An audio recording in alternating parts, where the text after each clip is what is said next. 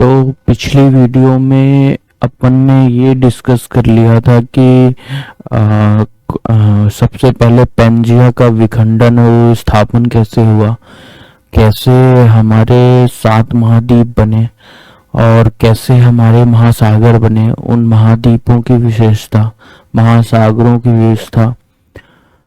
उसके बाद अपन ने ये डिस्कस किया कि जो लॉन्गिट्यूड है, लैटिट्यूड है, उनकी क्या खास बातें हैं। ग्रीनविच मेरिडियन को डिस्कस किए। फिर अपन डिस्कस किया इंटरनेशनल डेट लाइन को, उसकी खास बातों को। फिर अपन ने ये डिस्कस किया कि पोल्स कितने होते हैं, कितने प्रकार के होते हैं, उन सभी प्रकार के पोल्स की खास बातें क्या होती हैं। उसके बाद अपन ने ये डिस्कस किया कि नॉर्थ अमेरिका कहाँ पर है, उसकी खास बातें क्या है, साउथ अमेरिका। फिर अफ्रीका को डिस्कस किए। अब फिर यूरोप को डिस्कस कर रहे थे और यूरोप को अपन ने सीन रिवर तक डिस्कस कर, यूरोप को अपन ने रोम रिवर तक डिस्कस कर लिया था। अब उससे आगे अपन डिस्कशन शुरू करते हैं। तो डेन्यूब रिवर से अपना डिस्कशन शुरू करने का था। तो यहाँ पे मैंने कुछ पर्वतों के नाम बताए थे, जिनमें से एक पर्वत है, उसका नाम है अल्प्स। अल्प्स पर्वत के इधर ब्लैक फॉरेस्ट नाम का पर्वत है जो जर्मनी पर है। इधर साइड एक पर्वत है जो वोसस नाम का है जो फ्रांस में है। इन सभी चीजों को हमने डिस्कस कर लिया था पिछली वीडियो में। तो डेन्यूब रिवर वास्तव में ब्लैक फॉरेस्ट के साउदर्न पॉइंट से निकलती है और फिर ये जाके ब्लैक सी में मिल जाती है। तो डेन्यूब रिवर की कुछ खास बातें हैं कि जैसे डेन्यूब रिवर जो है वो विश्व में सबसे ज्यादा देशों को पार करने वाली एक नदी है और इस आधार पर वो विश्व की सबसे ज्यादा देशों को पार करने वाली नदी है, जो 9 देशों को पार करके अंततः सागर में जाके समाहित होती है। दूसरा ये था कि डेन्यूब रिवर जो है वो उसको ग्रीन रिवर भी कहते हैं। ग्रीन रिवर उसको कहने के पीछे वजह ये है क्योंकि उसका जो प्लेन एरिया है, जो बेसिन एरिया है, वो मोस्टली हरा भरा है, तो इसलिए उसको ग्रीन रिवर की संज्ञा भी दी जाती है। तो अब देखते हैं कि पॉलिटिकल आधार पर डेन्यूब रिवर कहाँ से प्रवाहित होती है और कौन सा देशों से होकर गुजरती है, कौन से शहर उसके किनारे पर अवस्थित है, किस देश की राजधानी जो है वो किस उसके किनारे पर अवस्थित है, डेन्यूब रिवर किन 2 देशों के बीच में सीमा बनाती है, ये सभी देख लेते हैं। तो यहाँ पे आप देखेंगे तो यहाँ से डेन्यूब रिवर निकलती है जर्मनी के दक्षिणतम क्षेत्र से और यहाँ से निकलने के बाद डेन्यूब रिवर जो है वो ऑस्ट्रिया में प्रवेश करती है और ऑस्ट्रिया की जो राजधानी है वियना, वो डेन्यूब रिवर के किनारे पर अवस्थित राजधानी है।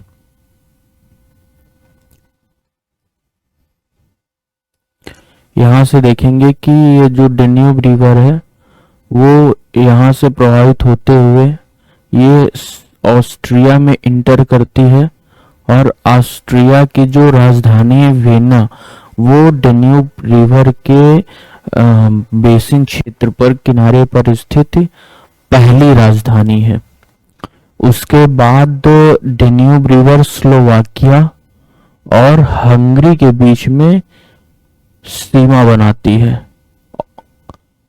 यहाँ पे आप देख सकते हैं, यहाँ पे जो सीमा बना रही है वो स्लोवाकिया और हंगरी के बीच में भौतिक सीमा का निर्माण करती है और वहीं ये बॉर्डर पर ही ब्रातिस्लावा जो स्लोवाकिया की राजधानी है, वो नदी के किनारे पर बाएं बाएं किनारे पर अवस्थित है। इसके बाद डेन्यूब रिवर हंगरी में प्रवेश करती है और लगभग मध्य हंगरी के बीच से निकलती है, जो हंगरी को पूर्वी हंगरी और पश्चिमी हंगरी के बीच में बांटती है। और इसके बाद ये जो नदी है वो क्रोएशिया और सर्बिया के बीच में भौतिक सीमा का निर्माण करती है। यहाँ पे आप देखेंगे तो यहाँ पे भौतिक सीमा का निर्माण कर रही है। उसके बाद ये सर्बिया में प्रवेश करती है और सर्बिया की जो राजधानी है बेलग्रेड, बेलग्रेड नदी के किनारे पर अवस्थित है। उसके बाद आप देखेंगे कि जो सर्बिया और रोमानिया के बीच में जो बॉर्डर है, उस बॉर्डर से प्रभावित होती है और भौतिक सीमा का निर्धारण सर्बिया और रोमानिया के बीच में करती है। उसके बाद ये बुल्गारिया और रोमानिया के बीचों बीच भौतिक सीमा बनाते हुए पूरी तरह से रोमानिया पर प्रवेश करती है। और रोमानिया की जो राजधानी बुचारेस्ट है, वो बाएं किनारे पर थोड़ा दूर अवस्थित है। और उसके बाद थोड़ी दूरी के लिए ही मालडोवा और रोमानिया के बीच में भौतिक सीमा का निर्माण करती है डेन्यूब रिवर। और उसके बाद अंततः ये ब्लैक सी में जाके मिल जाती है। ब्लैक सी को अपन ने डिस्कस किया है जब अपन कोस्टल रीजन को डिस्कस कर रहे थे।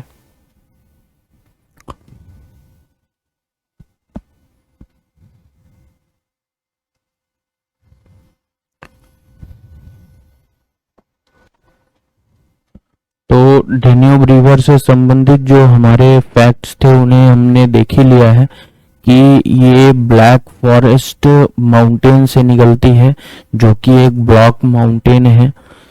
और उसके बाद ये ब्लैक सी में जाके मिल जाती है।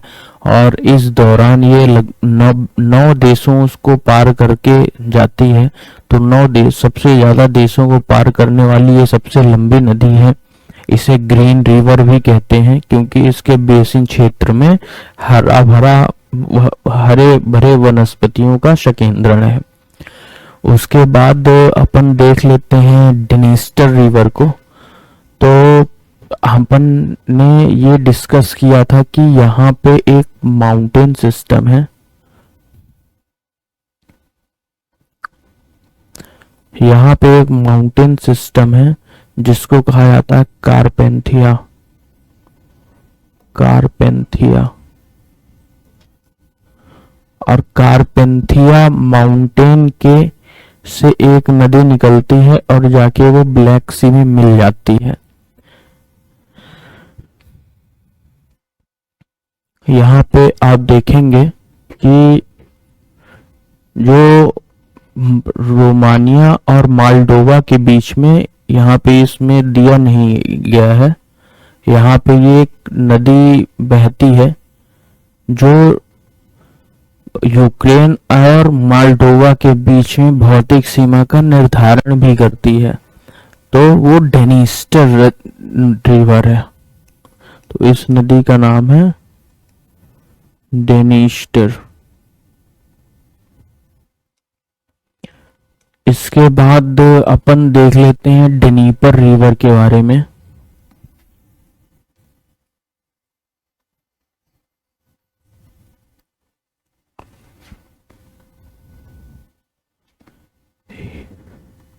यहाँ पर आप देखेंगे कि एक अपलैंड है जिसको कहा जाता है सेंट्रल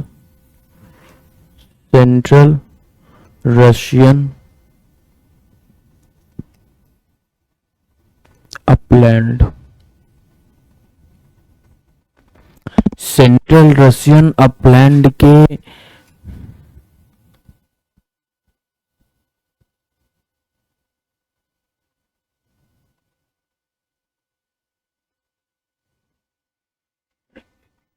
लगभग उत्तरी पश्चिम छोर से एक नदी निकलती है और वो जाके ब्लैक सी में मिलती है। इस नदी को कहते हैं डेनीपर, डेनीपर रिवर। और डेनीपर रिवर की एक सहायक नदी है जिसको कहते हैं बक रिवर। और बक रिवर के बेसिन क्षेत्र में आप देखेंगे कि यहाँ पे एक मार्श है।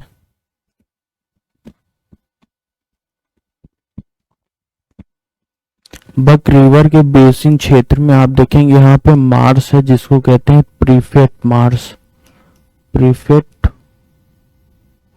मार्श।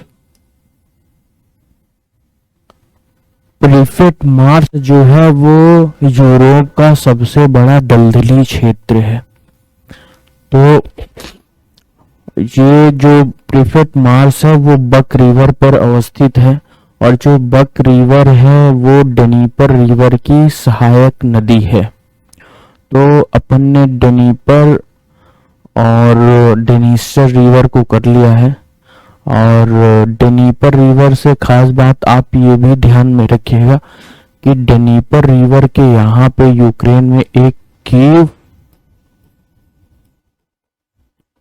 रिजर्वायर है और यहाँ कीव रिजर्वायर से ही जो विद्युत उत्पादन होता है वो खारकोव, जो ये पूरा क्षेत्र है इसको कहते हैं खारकोव। और खारकोव में मुख्य रूप से जो कोयले का रिजर्व है और कोयले के रिजर्व होने के कारण ही यहाँ आयरन एंड स्टील इंडस्ट्रीज का सर्वाधिक यूक्रेन में विकास हुआ है, यूक्रेन में सर्वाधिक विकास हुआ है। और जो इस आयरन एंड स्टील इंडस्ट्रीज के लिए जो विद्युत आपूर्ति है वो लगभग कीव रिजर्वायर जो है इस पर बने डैम से होती है। तो अपन ने डेनीपर रिवर को देख लिया, अब अपन डॉन रिवर को देखेंगे। डेनीपर रिवर यहाँ पे नहीं दिया हुआ है इस मैप में, यहाँ पे ये दिया हुआ डेनीपर रिवर, लेकिन यहाँ पे बग रिवर नहीं दिया हुआ है। बक रिवर यहाँ से आके यहाँ पे मिलती है।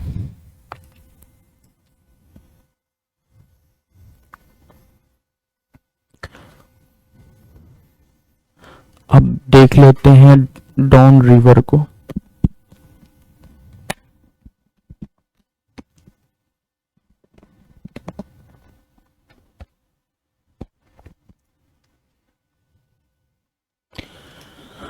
तो जैसा कि हमने डिस्कस किया कि ये सेंट्रल रशियन अपलैंड है और ये अगर सेंट्रल रशियन अपलैंड है तो इसके इस किनारे से आप देखेंगे कि एक नदी निकलती है जिसको कहते हैं डॉन।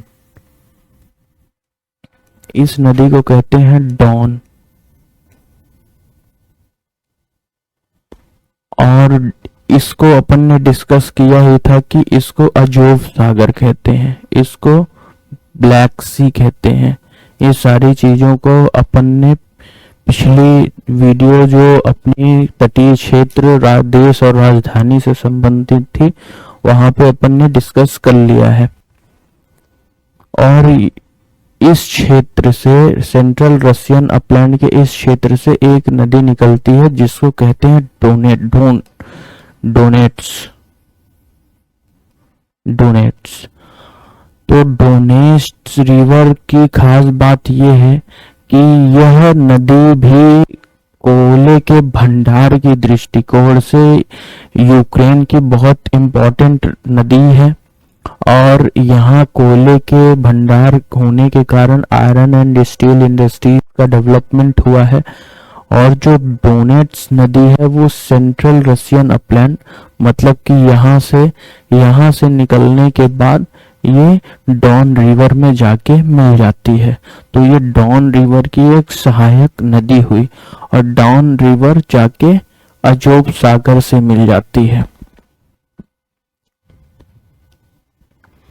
अब अपन ने जैसा कि चर्चा पहली वीडियो में किया ही था कि यूराल माउंटेन है जो यूरोप को एशिया से अलग करता है। तो यूराल माउंटेन के दक्षिणी क्षेत्र से एक नदी निकलती है जिसको कहते हैं यूराल नदी।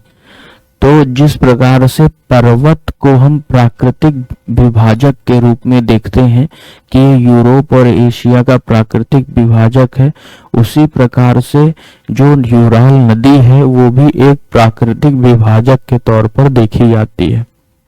तो हो सकता है आपको ये क्वेश्चन पूछा भी जा सके कि ऐसी कौन सी नदी है जो यूरोप को एशिया से प्राकृतिक तौर पर अलग करती है और उसमें केवल यूराल बस रहे हैं। तो आपको कंफ्यूज नहीं होना है कि यूराल तो केवल पर्वत ही है, बल्कि यूराल एक नदी भी है। तो ये नदी भी है जो वो यूरोप को एशिया से अलग करती है।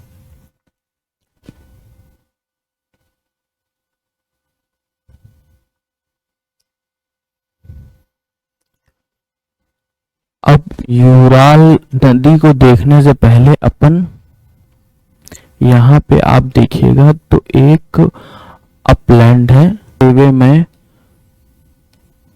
सेवे में यू वैली अपलैंड,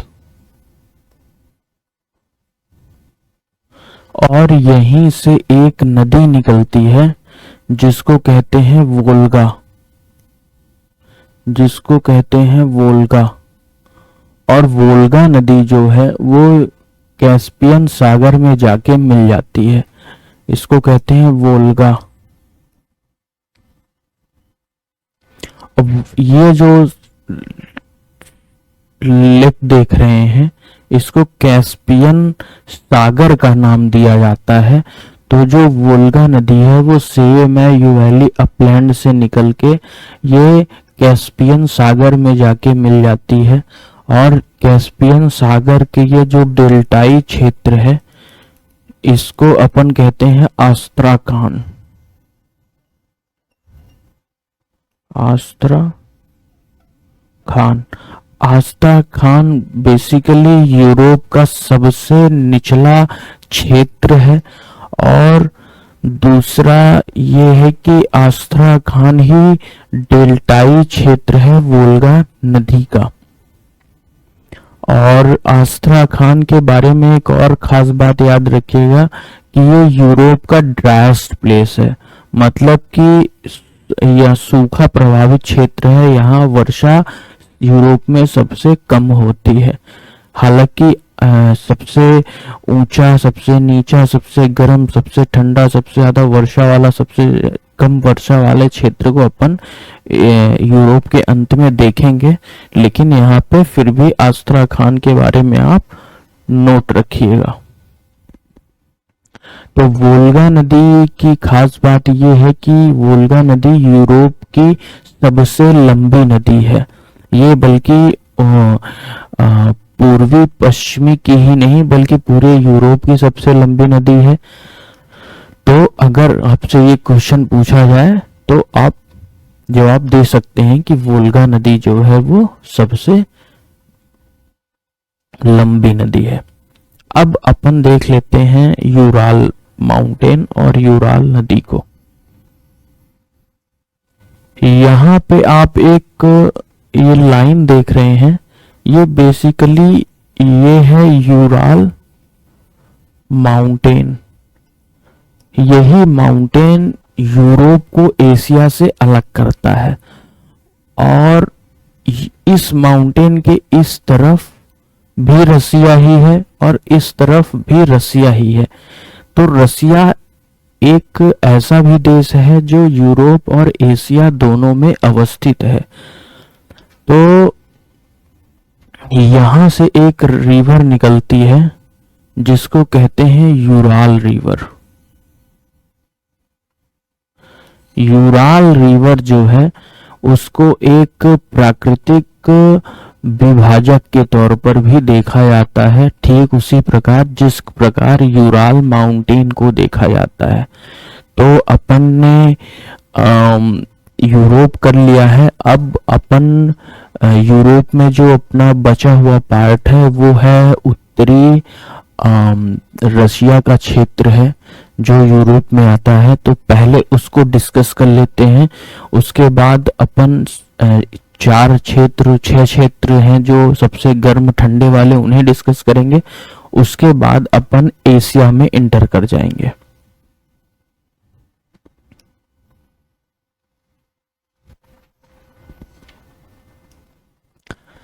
सबसे पहले आप ये ध्यान रखिएगा कि ये जो पेनिसुला है इसको कहते हैं कोला पेनिसुला, कोला पेनिसुला। और कोला पेनिसुला जो है आप देख सकते हैं कि वो रसिया का क्षेत्र है, ये रसिया का क्षेत्र है। और यहाँ पर आप एक बंदरगाह देख रहे हैं जिसका नाम है मरमांस। यहाँ पर एक बंदरगाह आप देखेंगे जिसका नाम है मरमांस।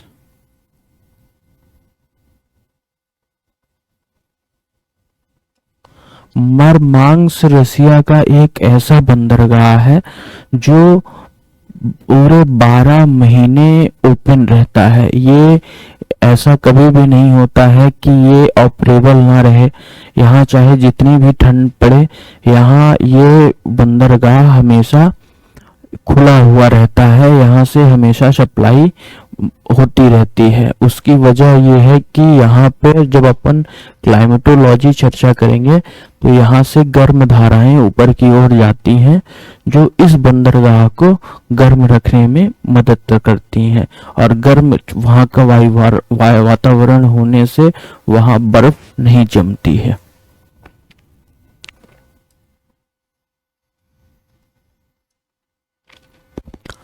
उसके बाद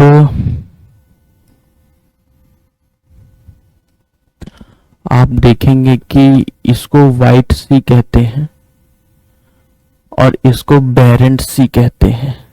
और यहाँ पर 4 नदियां हैं जो सीक्वेंस में है और ये एग्जाम में पूछा भी जा सकता है। एक ये नदी ये है, एक दूसरी ये है, तीसरी ये है, चौथी ये है। तो जो पहली पश्चिम की ओर नदी है उसको कहते हैं ओनेगा, दूसरी नदी को कहते हैं डेवीना,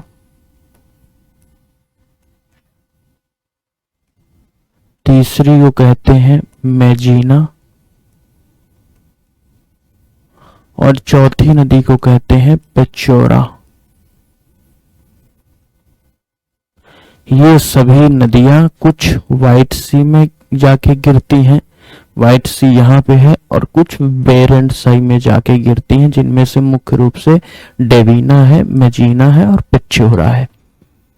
इसके बाद अपन सेंट पीटर्सबर्ग और मॉस्को के बारे में जान लेते हैं और उसके बाद अपन उन चारों क्षेत्रों को जानेंगे।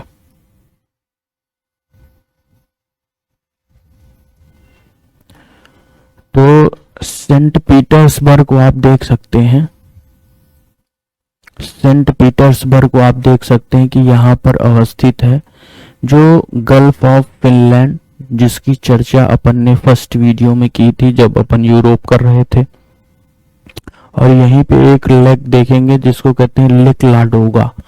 तो लेक लाडोगा और गल्फ ऑफ फिनलैंड के बीच में एक जो बंदरगाह का शहर है उसे कहते हैं सेंट पीटर्सबर्ग। और सेंट पीटर्सबर्ग में मेनली शिपयार्ड इंडस्ट्रीज का विकास हुआ है। इस शिपयार्ड इंडस्ट्री की दृष्टि से रसिया का एक महत्वपूर्ण औद्योगिक शहर है। दूसरा ये है कि जो सेंट पीटर्सबर्ग है वो ट्रांस साइबेरियन रेलवे का सबसे पश्चिम पर अवस्थित एक उसका जंक्शन है, जो ये कह सकते हैं कि पश्चिमी छोर है ट्रांस साइबेरियन रेलवे का। और इसके बाद आप यहाँ पे देखेंगे कि मॉस्को है। तो मॉस्को जो है वो मॉस्को इसकी रसिया की राजधानी है। और क्योंकि यहाँ पे कोयले का जो भंडार है वो अच्छी मात्रा में है। दूसरा, यहाँ पर लेबर की उपलब्धता है, श्रम की उपलब्धता है। तीसरा, यहाँ पर मार्केट भी है।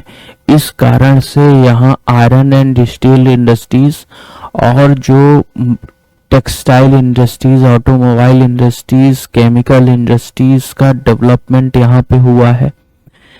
और सबसे पहले, हालांकि ये क्षेत्र जो मॉस्को तुला का क्षेत्र है वो आयरन के भंडार की दृष्टि से महत्वपूर्ण नहीं है, क्योंकि यहाँ पे आयरन का भंडार नहीं है, लेकिन कोयले के भंडार के कारण यहाँ औद्योगिक औद्योगिक क्षेत्रों का विकास हो गया है।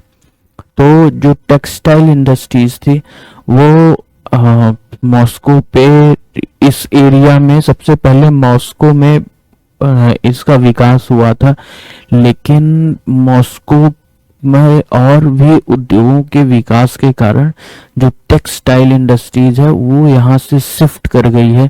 और यहाँ पे और इधर देखेंगे तो एक शहर आपको दिखेगा, जैसे यहाँ पे आप देखेंगे तो एक शहर दिखेगा, इसको कहते हैं इवो नोवो में अब मूलतः टेक्सटाइल इंडस्ट्रीज का संकेंद्रण हो गया है। और इवो नोवो को ही मैनचेस्टर ऑफ रशिया बोला जाता है। अब मैनचेस्टर क्यों बोला जाता है ये अपन पहले डिस्कस कर चुके हैं, क्योंकि मैनचेस्टर जो है वो यूके में अवस्थित एक शहर है और वहाँ सबसे पहले जो है टेक्सटाइल का विकास हुआ था, टेक्सटाइल इंडस्ट्रीज का, इसलिए इसको मैनचेस्टर ऑफ रशिया बोला जाता है। अब अपने जो 4-6 ऐसे क्षेत्र हैं जो गर्म, ठंडे, ऊंचे नीचे, अधिक वर्षा, कम वर्षा वाले क्षेत्र हैं, उन्हें देख लेते हैं। उसके बाद अपन एशिया पर इंटर करेंगे।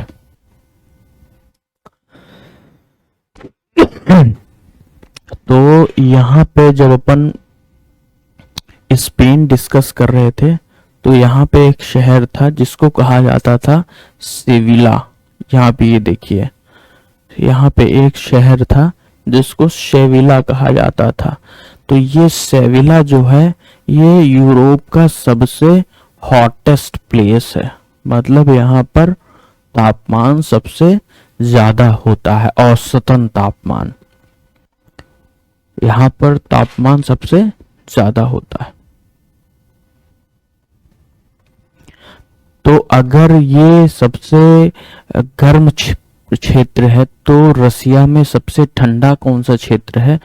तो रसिया में सबसे ठंडा मतलब ईस्ट रसिया में आप एक क्षेत्र देखेंगे यहाँ पे, ईस्ट रसिया में, जिसको कहा जाता है सचगर। आप देखेंगे कि जो एकदम पूर्वी रसिया में वर्खोयांस माउंटेन है, वहीं पर एक क्षेत्र है सजगर, वो वास्तव में यूरोप का सबसे ठंडा क्षेत्र है। तो अब देख लेते हैं कि यूरोप का सबसे ऊंचा क्षेत्र कौन सा है। तो यूरोप का सबसे ऊंचा क्षेत्र है, यहाँ पर आप देखेंगे कि कैकस माउंटेन था, अपन ने डिस्कस किया हुआ था। तो यहाँ पर एक चोटी है जिसको कहा जाता है माउंट एल्ब्रुस। माउंट एल्ब्रुस जो है इस कैकस माउंटेन की सबसे ऊंची चोटी है। और ना ये केवल कैकस माउंटेन की सबसे ऊंची चोटी है, बल्कि माउंट एल्ब्रुस पूरे यूरोप की सबसे ऊंची चोटी है। और अगर ये सबसे ऊंची चोटी है तो अपन ने ये डिस्कस किया था कि इस क्षेत्र को आस्त्राखान बोलते हैं, आस्त्राखान। तो आस्त्राखान जो है वो यूरोप का सबसे निचला क्षेत्र है, मतलब इसकी जो अवस्थिति है वो सब यूरोप में सबसे निचले तल पर अवस्थित है। और ये अगर और साथ में ये सबसे ड्राइस्ट प्लेस है यूरोप का, आस्ट्राखान। ड्राइस्ट मतलब कि यहाँ सबसे कम वर्षा होती है। तो अगर यहाँ पर सबसे कम वर्षा होती है तो सबसे अधिक वर्षा वाला क्षेत्र कौन सा है? तो आप यहाँ पे बोस्निया हर्जेगोविना पर आप एक शहर देखेंगे, सर्किस वेटेस्ट प्लेस है यूरोप का।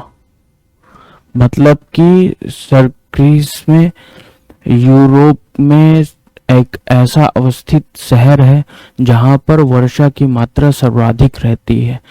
तो अपना इस वीडियो में यूरोप खत्म हो गया है। अब नेक्स्ट वीडियो में अपन एशिया चालू कर देंगे। एशिया मतलब यूराल माउंटेन से जो पूर्वी क्षेत्र है उसको चालू कर देंगे, जो रसिया का ही भाग है लेकिन वो एशिया में आता है।